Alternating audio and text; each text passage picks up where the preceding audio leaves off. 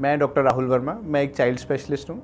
आज हम बात करेंगे कॉमन प्रॉब्लम्स या कॉमन चैलेंजेस जो हम फेस करते हैं स्मॉल बेबीज़ में, जो जस्ट पैदा हुए हैं, न्यूबॉर्न से लेकर 3 महीने या 6 महीने तक बच्चों में क्या कॉमन इश्यूज़ आते हैं जिनसे आपको नहीं घबराना चाहिए, और क्या क्या चैलेंजेस हैं जो हमारे लिए एक्चुअली डेंजर साइंस हैं, खतरे के लक्षण हैं कि आपको तुरंत हॉस्पिटल भागना चाहिए।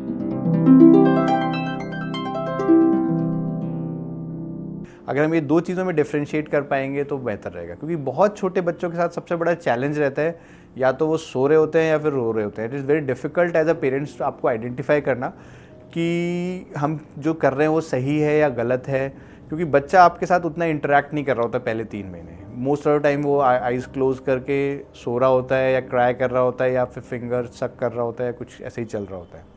सो कॉमन जो चैलेंजेस आते हैं छोटे बच्चों में, उसमें सबसे पहला है रीगजिटेशन ऑफ फीड्स, कि बच्चे ना दूध पलटते बहुत हैं। कई बार वैसे का वैसे ही पलटेंगे, कई बार फटाफटा दही जैसा पलटेंगे, मोस्ट ऑफ टाइम मुंह से आएगा, और एक दो बार तो ऐसा भी हो सकता है कि नाक से आ जाए। वो देखने में बहुत ख़राब लग सकता है, पर उससे घबराना नहीं है। आप बच्चे को करवट दे के साइडवेज लिटाइए, क्लीन कर दीजिए, थोड़ी देर में बच्चा ठीक हो जाएगा। दूसरा, न्यूबॉर्न बेबीज़ में चैलेंज क्या रहता है पॉटी का, कि बच्चों के साथ एक रिफ्लेक्स होता है कि जैसे ही बच्चे के पेट में कुछ गया और तुरंत पॉटी हो गई। तो दिन में 8-8, 10-10 बार स्मॉल वाटरी, कभी फटाफटा सा, कभी थोड़ा पानी, कभी झाग, कभी पीला, कभी हरा, किसी भी कलर में, और कंसिस्टेंसी और फ्रीक्वेंसी बहुत ज़्यादा रहती है पॉटी की, वो हो सकता है। तीसरा होता है चमड़ी बच्चों की बहुत सेंसिटिव होती है, स्किन बहुत सेंसिटिव होती है, तो रैशेस बहुत फ्रीक्वेंटली हो जाते हैं। तो पहली लेयर जो हम बच्चों को पहनाए वो हम चाहते हैं सूती कपड़ा हो, कॉटन रहेगा तो चांसेस कम रहेंगे, और रूम टेम्परेचर एम्बिएंट होना चाहिए। बहुत ज़्यादा भी नहीं रैप करना, तो हथेली तलवे छू के देखते रहेंगे कि बच्चे के हाथ पैर ठंडे तो नहीं पड़ रहे, तो हमें कपड़े एक्स्ट्रा पहनाने, और बीच बीच में गर्दन छू के देखनी है कि नेक वेट तो नहीं हो रही। अगर गर्दन गीली है तो डैट मीन्स आपने कपड़े ज़्यादा पहना रखे हैं और बच्चे को पसीना आ रहा है। तो टेम्परेचर जितना कंफर्टेबल रहेगा तो रैशेस के चांसेस कम रहेंगे। दूसरा सबसे इंपॉर्टेंट रहता है हमारे लिए कि ग्रोथ कैसी हो रही है। तो टाइम टू टाइम जब भी आप डॉक्टर की विजिट होगी तो डॉक्टर साहब वजन करके देखेंगे, और अगर बच्चे का वजन सही से बढ़ रहा है तो हमें टेंशन कम है। दूसरा है एक और चीज़ कि बच्चे की जो फीडिंग है, अगर सिर्फ मदर फीड पे रहेगा तो बेस्ट रहता है। जितना हम ऊपर का देने की कोशिश करते हैं उसमें कुछ ना कुछ चैलेंजेस रहते हैं। सो ब्रेस्ट फीडिंग बहुत ही क्रूशियल है। उसके लिए मैं हर पेरेंट्स को यही कहता हूँ कि ड्यूरिंग एंटीनेटल टाइम अपने गायनेकोलॉजिस्ट से भी डिस्कस करें, ड्यूरिंग डिलीवरी और डिलीवरी के तुरंत बाद भी डॉक्टर के साथ टच में रहें कि कैसे हम ब्रेस्ट फीडिंग को मैक्सिमाइज़ कर सकें।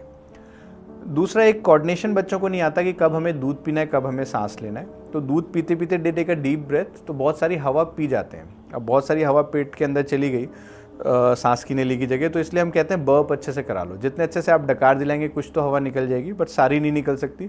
और हवा और दूध मिक्स होता है पेट के अंदर, हवा हल्की होती है, हवा जैसे ही थोड़ा ऊपर उठेगी तो दूध पलट देता है, और अगर थोड़ा सा हवा नीचे जाएगी तो फिर वो पॉटी के रास्ते निकलेगी। दो ही ओपनिंग है हमारी बॉडी में।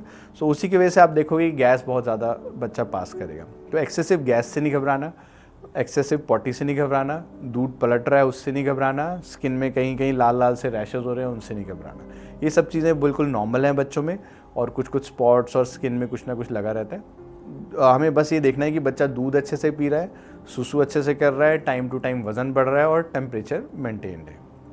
बहुत छोटे बच्चों में एक जॉन्डिस का और इशू होता है, वो आप अपने डॉक्टर से कंसल्ट करेंगे तो वो चेक करके आपको बता देंगे। जो खतरे के लक्षण है वो भी आपके माइंड में क्लियर होनी चाहिए। उसमें सबसे इंपॉर्टेंट रहता है कि बच्चा बिल्कुल बेहोश तो नहीं हो रहा, कि आपने ज़ोर से भी उसको तलवों पे मारा, एक पेनफुल स्टिमुलस दिया, लेकिन बिल्कुल रिस्पॉन्ड नहीं कर रहा। दूसरा है सांस तो नहीं फूल रही, पसली तो नहीं चल रही, कि बहुत खींच खींच के सांस ले रहा है, हाफ रहा है, एज इफ़ कि आपने 4 चक्कर लगा लिए हो पार्क के। कहीं से ऑब्वियस ब्लड तो नहीं आ रहा, सुसु में, पॉटी में, वॉमिटिंग में। ओरल इंटेक 0 हो गया, कि फीड बिल्कुल ही नहीं ले रहा, ना माँ का ले रहा है ना ऊपर का ले रहा है। यूरिन दिन में 2 से 3 बार भी पास नहीं किया, या बहुत छोटे बच्चे में हाई ग्रेड फीवर आ रहा है। इन डेंजर साइंस को कभी इग्नोर नहीं करना। अगर ये खतरे के लक्षण हैं तो आपको चाहे रात के 12 बजे हो चाहे 2 बजे, आपको नियर बाय हॉस्पिटल पहुंचना चाहिए। बाकी जो इससे पहले मैंने लक्षण बताया उनसे बिल्कुल नहीं घबराना। तो ये सारी चीज़ें आपके माइंड में क्लियर होंगी तो that will be helpful for you.